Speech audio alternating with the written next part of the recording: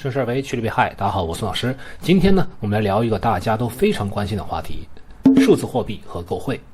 那根据新闻的报道呢，从2020年的4月开始，深圳、雄安、成都、苏州的部分政府和事业单位的工资补贴都将通过数字货币的形式发放。这个就说明中国的官方数字货币呢，已经从过去的沙盘推演和技术研发，现在呢，进化到了实践推广的阶段。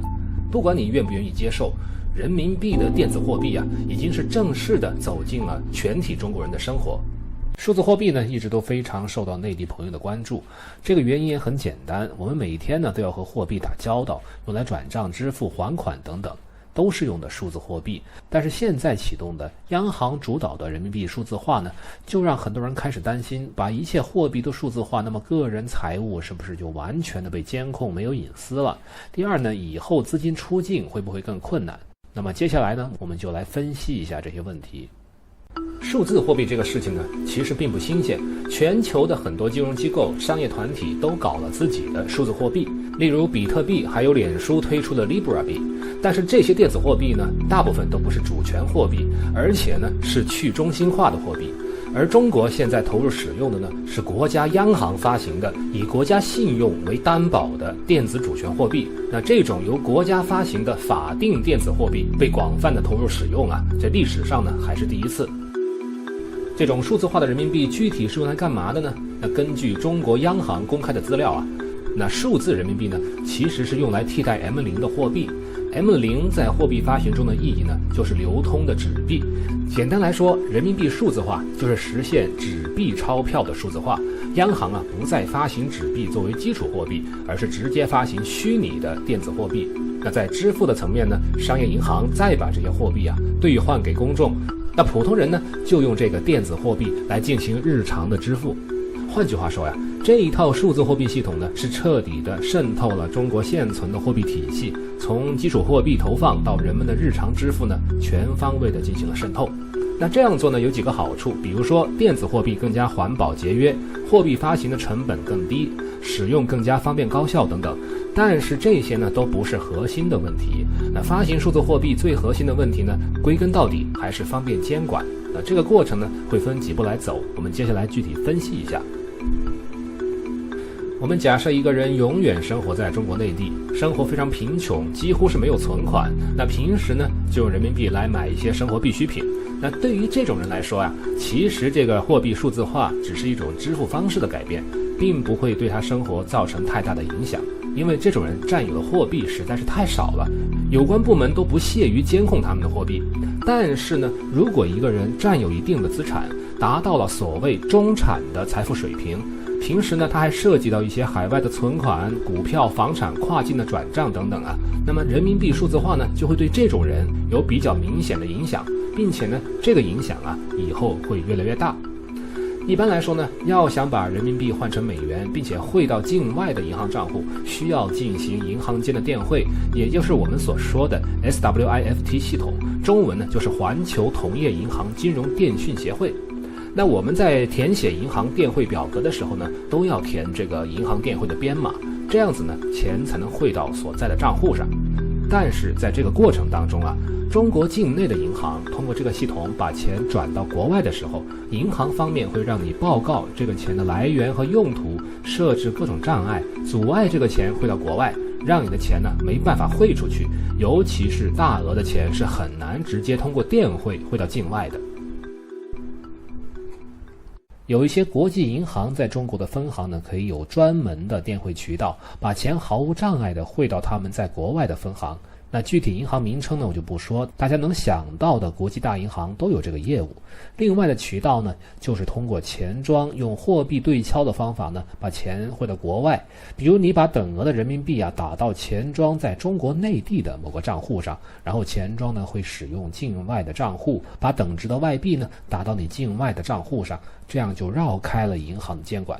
那这些资金离岸的渠道呢，会造成资本的外逃。当然，资本外逃不是说一般人跑到境外开个银行账户转10万美元出去买点理财和股票，这个不叫外逃。真正的资本外逃呢，是大额的美元离岸出境，具体是多少呢？是8个0还是9个0呢？请自己脑补。中国大陆的资本外流是多少呢？根据彭博新闻的统计，中国在2019年资本外逃大约是1300亿美元。那这个呢，是从2016年以来资本外逃数据最高的一年。当然了，这个还只是官方的统计数据，实际的数据呢会比这个更高。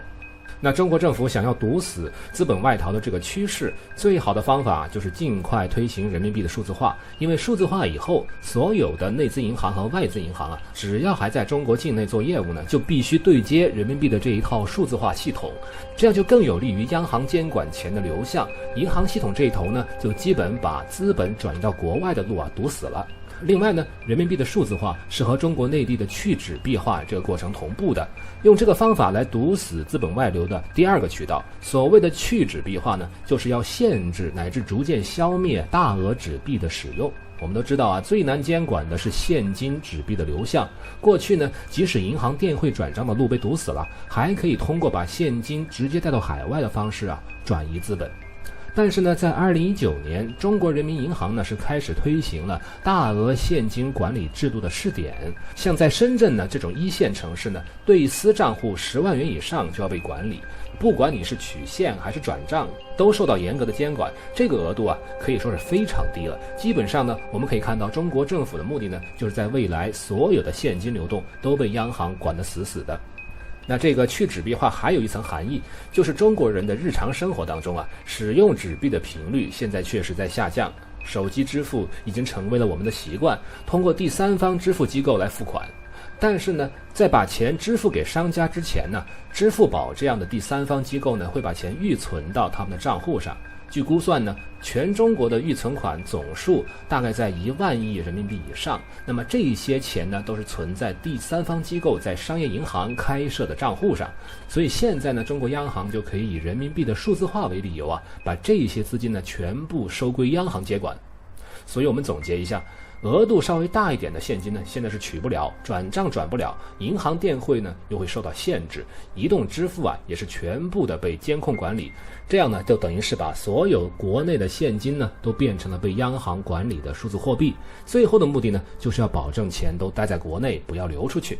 我们一直都在说中国有可能会回到计划经济，但是计划经济的前提呢，就是全面的监管和控制，先有控制才谈得上管理。从目前已知的信息可以看到，中国政府呢确实是希望通过数字货币完全掌控内地的金融活动。另外呢，数字货币是配合健康码、数字钱包、面部识别、GPS 跟踪等等的一系列的监控技术和手段一起使用的，这样呢，逐步达到个人资产完全的透明化。我们都知道啊，中国是全球重要的新兴市场，也是一个实行半市场化的国家。那么国际国内的资本呢，在这里激烈的博弈，收割韭菜。这里啊，就像是资本的赌场，人民币呢就是筹码，中国的经济啊就是赌场里各种赌博游戏。我们都知道啊，在赌场里，当你不想继续赌博的时候呢，你是可以把筹码拿到兑换窗口换成钱，然后潇洒的离开的。但是呢，随着货币管制的不断加强，现在赌场里的赌客啊，既不能把筹码换成钱，也不能离开赌场，只能是继续拿着筹码呢，在赌场里面消费，任人宰割。那这个时候啊，中国的半市场化的经济呢，已经进一步进化成了一种赌场的资本主义。这就说明啊，赌场的大佬啊，马上就要开始集体收割赌客了。这就让人不禁想到了英国作家奥威尔在著名的小说《1984》里面呢，描写的那个无所不在的老大哥。那个老大哥呢，从来不出现，但是他一直在幕后静静地看着你，监视你的一举一动。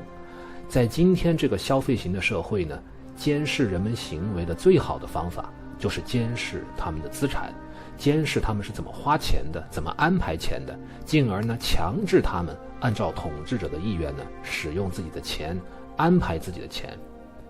这样久而久之啊，他们手里的钱就不知不觉不再归他们所有，而最后都成了幕后老大哥的资产，成为了计划经济体系里面的一颗螺丝钉啊。我大概在2年前呢，就在各种自媒体平台上说过人民币潜在的风险，建议一些朋友呢提前把资产变成外汇存到海外。如今呢，我已经不再怎么说这个话题了，因为非常明显，如果现在你才开始考虑这个事情呢，那么你真的是一个非常后知后觉的人，想要把钱再放到海外，已经是一个非常高难度的事情了。那么通过人民币数字化这个事儿呢，我们可以看到这个购汇的门在慢慢的关闭。好，顺势而为，趋利避害，我们下次再见。